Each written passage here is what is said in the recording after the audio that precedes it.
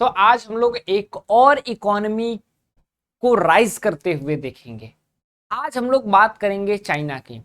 China जो India के साथ लगभग लगभग स्टैब्लिश होता है एज अ नेशन स्टेट, 1991 तक उसकी जीडीपी और इंडिया की जीडीपी ऑलमोस्ट इक्वल रहती है। तो अचानक से क्या होता है, अचानक से क्या बदलाव चाइना लेकर के आता है अपनी इकोनॉमिक पॉलिसी में कि वो बहुत तेजी से राइज कर देता है।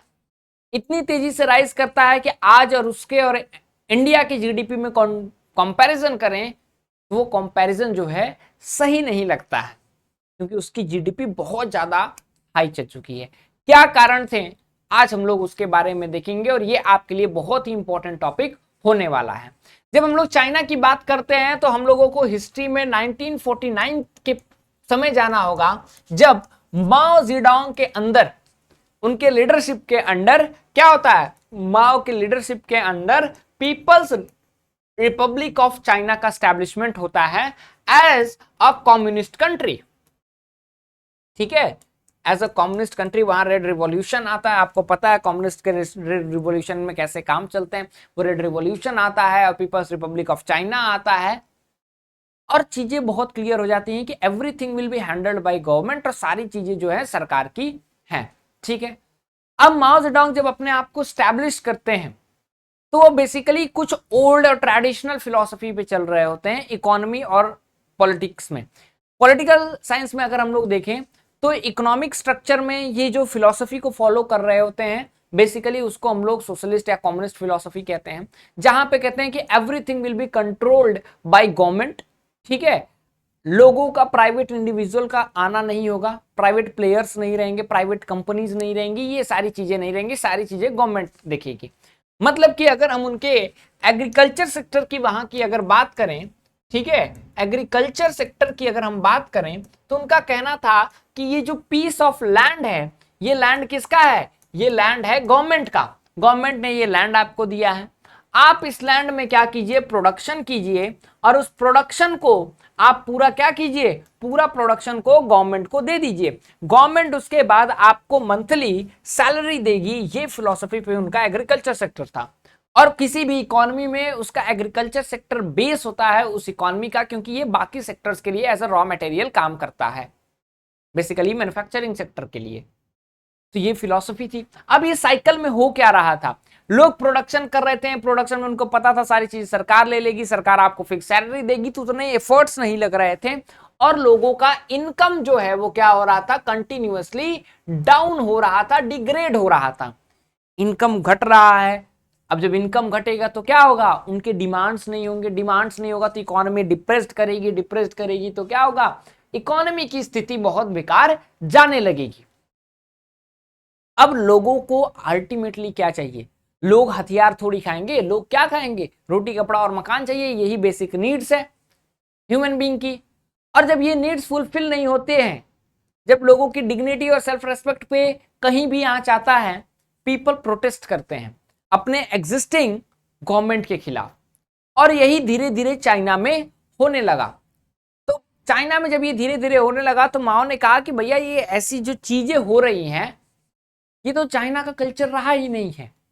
इसीलिए फिर चाइना में आती है कल्चरल रिवॉल्यूशन। क्या आती है, कल्चरल रिवॉल्यूशन, कि भैया आप जो है कल्चर के खिलाफ जा रहे हैं, आप, हमारा संस्कृति है ही नहीं कि आप अपने स्टैब्लिश्ड गवर्नमेंट के खिलाफ जाएं। और फिर इस कल्चरल रिवॉल्यूशन में बहुत सारे चेंजेस लाए जाते हैं जो गवर्नमेंट के खिलाफ बहुत आगे बढ़ के बात करते हैं उनके साथ। तो आपको पता ही है कम्युनिस्ट नेशंस में क्या होता है। फिर जो है बहुत बड़े बदलाव किए जाते हैं। सबसे बड़ा बदलाव रहता है वो बैकयार्ड फाइनेंसेस का रहता है कि आपको अपने घर के पीछे क्या करना है, घर के पीछे एक इंडस्ट्री लगानी होगी, उस इंडस्ट्री में स्टील का प्रोडक्शन कीजिए और सभी चीजों का प्रोडक्शन कीजिए, मेनली स्टील का प्रोडक्शन कीजिए। हो क्या रहा था, इस स्टील के प्रोडक्शन में स्टील की क्वालिटी खराब हो रही थी। अब जब क्वालिटी खराब हो रही थी, प्रोडक्शन हो भी नहीं रहा था अच्छा से, इकोनॉमी और डिप्रेस्ड हो रही थी। जब गवर्नमेंट जाओ इनलाई के अंडर में आती है तो जाओ इनलाई को कहीं ना कहीं पता चल गया रहता है कि अब उनको जो है बदलाव लाने की जरूरत है।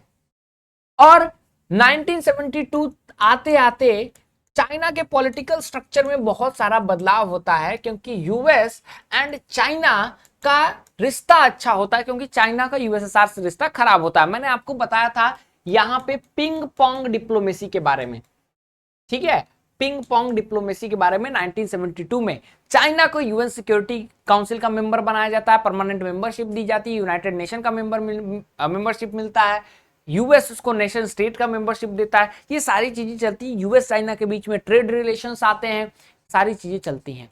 इसी को देखते हुए जो है 1973 में जाओ इनलाई 4 मॉडर्नाइजेशन थ्योरी लेकर के आते हैं। क्या लेके आते हैं? 4 मॉडर्नाइजेशन,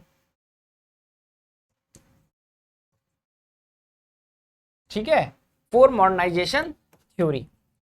और ये जो 4 मॉडर्नाइजेशन थ्योरी रहता है, ये क्या रहता है ये समझिए, ठीक है। 4 मॉडर्नाइजेशन थ्योरी कहता है कि हम बेसिकली अपने 4 जो सेक्टर्स हैं, कौन कौन से सेक्टर्स हुए भैया? हम 4 sectors, agriculture, industry, science and tech, उसके साथ मिलिट्री को धीरे धीरे रिफॉर्म करेंगे, धीरे धीरे बदलाव करेंगे। कहते हैं कि अगर हम लोगों ने इसमें बदलाव नहीं किया तो दिक्कत आ जाएगी, लेकिन धीरे धीरे सब में बदलाव करेंगे, क्योंकि जो चेंजेस हैं, स्ट्रक्चरल चेंजेस, उसको लाना बहुत ज्यादा जरूरी है। इसीलिए क्या होता है, ये कहते हैं एग्रीकल्चर में ये जो पीस ऑफ लैंड था ना, जो अभी तक सरकार की थी, ये लैंड आपकी हो गई। अब आप इसमें क्या कीजिए, आप इसमें प्रोडक्शन कीजिए, जो भी आ रहा है वो क्या हुआ, वो आपका अपना हुआ, ओन प्रोडक्ट है, ठीक है। अब इस प्रोडक्ट को आप क्या कीजिए, इस प्रोडक्ट को रखना है रखिए, बेचना है बेचिए, आपकी जिम्मेदारी है। बस सरकार आप पे कुछ टैक्स लगाएगी जो कि गवर्नमेंट के पास जाएगी, गवर्नमेंट का इस तरह से इनकम होगा। अब लोगों को क्या लग रहा है कि जिस लैंड पे वो काम कर रहे हैं वो उनका है, अच्छे से प्रोडक्शन करेंगे, ज्यादा उत्पाद होगा तो ज्यादा अपने पास रखेंगे, ज्यादा बेचेंगे, और फिर टैक्स तो जो लग रहा है वो लगेगा। इसने क्या किया, वहां के एग्रीकल्चर का माइंडसेट बदला और एग्रीकल्चर को मॉडर्नाइज करने के लिए ये काम चलने लगा। अब लोग क्या करने लगे, लोग जो है अपने आप को कॉमर्शियलाइज करने लगे, कि जो चीजों की जरूरत है रॉ मटेरियल के लिए उसको बनाओ, ये सारी चीजें होने लगी। तो सबसे पहले एग्रीकल्चर में रिफॉर्म आया। उसके बाद क्या हुआ, इंडस्ट्री में रिफॉर्म आया। इंडस्ट्री में रिफॉर्म मतलब कि आपको अपनी इकोनॉमी को पूरी तरह से खोलना पड़ेगा। इसीलिए आप देखेंगे कि एक व्यक्ति आते हैं जिनको हम लोग किस नाम से जानते हैं, जिनको हम लोग डेन जियांगपिंग के नाम से जानते हैं, और उन्होंने 1978 में ओपन डोर पॉलिसी लाई। ओपन डोर पॉलिसी, ये पॉलिसी क्या है पहले समझो। कौन लेकर के आता है? डेंग जियांगपिंग, ठीक है। बेसिकली अभी तक हो क्या रहा था, अभी तक हो रहा था कि भैया जो इकोनॉमी है वो बहुत पैक्ड है, प्राइवेट प्लेयर इंडस्ट्री में नहीं रहेंगे। लेकिन अब क्या था, open door policy, private companies आई है। यहीं से चाइना के कॉपी कैट का कल्चर चालू हुआ। समझो, मैक्सिमम कंपनी साउथ कोरिया में थी, जैसे सोनी हुआ, ठीक है, जितनी भी बड़ी बड़ी कंपनियां हैं वो कहां थी, वो जो है साउथ कोरिया में थी, ठीक है। चाइना ने ओपन डोर पॉलिसी लाया और चाइना कहता है कि देखो भैया, हम आपको बिजली देंगे सस्ता, आपको लेबर सस्ता देंगे, आपको रोड अच्छा देंगे, पानी देंगे, सारी चीजें देंगे, स्पेशल इकोनॉमिक जोन्स बना करके देंगे, कंपनी यहां लगाओ, मेरे लोगों को लेबर की तरह यूज करो। अब वहां पे क्या होने लगा, कंपनियां आने लगी, सस्ता लेबर मिल रहा था, सब चीजें सस्ता मिल रही थी, कंपनियां एस्टैब्लिश होने लगी, ग्रो होने लगी, फॉरेन डायरेक्ट इन्वेस्टमेंट आने लगा, ठीक है। तब क्या हुआ, जब फॉरेन डायरेक्ट इन्वेस्टमेंट आने लगा, लोग चाइना के वहां पे काम करने लगे, तो वो जो भी चीज बनाते थे, जैसे फोन बनाए कीपैड वाला, तो देखते थे यार नोकिया का फोन ऐसे बन रहा है, और वो उसको कॉपी करने की कोशिश करते थे।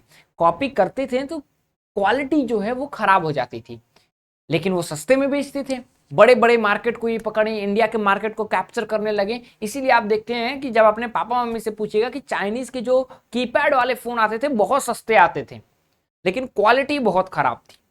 अब चाइना को पता चला, शुरुआत में चाइना की इनकम बहुत ज्यादा हुई, फिर ये इनकम गिरने लगी। क्यों? क्योंकि क्वालिटी खराब थी। अब इस कॉपी कैट के चलते में जब इनके पास इनकम आ गया, तब इनको लगा कि अब क्वालिटी को अच्छा बनाते हैं, फिर ये क्वालिटी को अच्छा करने लगे। इसलिए आज देखिए वीवो हुआ, फिर उसके बाद आपका MI हुआ, रियलमी हुआ, कुछ भी कंपनियां हुई चाइना में ही स्टैब्लिश हैं ज्यादातर कंपनियां, लेकिन क्या है, क्वालिटी अच्छा है इनका। ठीक है, अब क्या होने लगा, क्वालिटी ये लोग अच्छा करने लगे तो फॉरेन डायरेक्ट इन्वेस्टमेंट आने लगा, मार्केट ये एक्सपैंड करने लगे। और जो पॉलिटिकली अभी तक के कम्युनिस्ट नेशन थे, ये अपने आप को अब एक इकोनॉमिक तौर पे क्या बना दिए, एक कैपिटलिस्ट नेशन बना दिए। और इसीलिए ये क्या करते हैं, इसीलिए जो है 1982 में ये अपने एग्रीकल्चर को प्राइवेट करते हैं। एग्रीकल्चर को कब प्राइवेट करते हैं? 1982 में। ठीक है, 1982 में एग्रीकल्चर को प्राइवेट करते हैं और 1998 में अपने इंडस्ट्री को प्राइवेट कर देते हैं। जो मैंने आपको कहानी बताई ना, वो 1998 की बेसिकली थी, पोस्ट 1991। उससे पहले थोड़ा बहुत जो है लूज होना इकोनॉमी स्टार्ट हो गया था, मतलब कैपिटलिस्ट फिगर में ये लोग चलना स्टार्ट कर दिए थे। इन्होंने यूएसएसआर की वो जो शॉक थेरेपी वाली गलती नहीं की, अचानक से पूरा जो है नहीं, घर के सारे पर्दे नहीं बदल दिए। इन्होंने पीस मिल इंजीनियरिंग पे भरोसा किया कि थोड़ा थोड़ा करके हम क्या करेंगे, अपना बदलाव करेंगे। इसीलिए इनकी अर्थव्यवस्था क्या हुई, इसीलिए इनकी अर्थव्यवस्था बहुत तेजी से आगे बढ़ने लगी। और आज जो है चाइना जो है पूरी दुनिया में क्या है, राज करता है अपनी अर्थव्यवस्था को लेकर के। और फाइनली चाइना क्या करता है, वर्ल्ड ट्रेड ऑर्गेनाइजेशन जहां पे कि आपको बेसिकली कैपिटलिस्ट कंट्री आते हैं कि दुनिया में आपको अगर ट्रेड करना है, व्यापार करना है, तो आपके यहां पे भी बाकी लोग सामान बेच पाएंगे। ये सिस्टम में वर्ल्ड ट्रेड ऑर्गेनाइजेशन का आखिरकार चाइना 2001 में पार्ट बनता है। तो अगर हम लोग चाइना का टाइमलाइन बनाएं कि कैसे इसका ग्रोथ होता है, तो हम देखेंगे 1949 में पीपल्स रिपब्लिक ऑफ चाइना का एस्टैब्लिशमेंट होता है माओ के अंडर में। ठीक है, 1973 में क्या होता है, जाओ इनलाई के तहत आता है फोर मॉडर्नाइजेशन थ्योरी। क्या आता है, फोर मॉडर्नाइजेशन थ्योरी। ठीक है, 1978 में क्या आता है, 1978 में डेंग जियांगपिंग, ठीक है, डेंग जियांगपिंग लेकर के आते हैं ओपन डोर पॉलिसी। और आपको मैंने पहले ही बता दिया था 1972 में रिश्ता अच्छा हो जाता है, लिख देता हूं 1972 यूएस एंड चाइना रिलेशन। ठीक है, उसके बाद 1982 एंड 1998, 82 में एग्रीकल्चर एंड 1998 में क्या होता है, इंडस्ट्री का privatisation.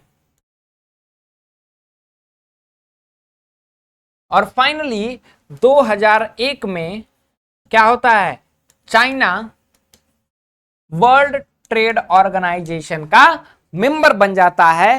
And this is how the recovery of China takes place और the growth of China takes place. इस तरह से चाइना बहुत तेजी से आगे बढ़ता है।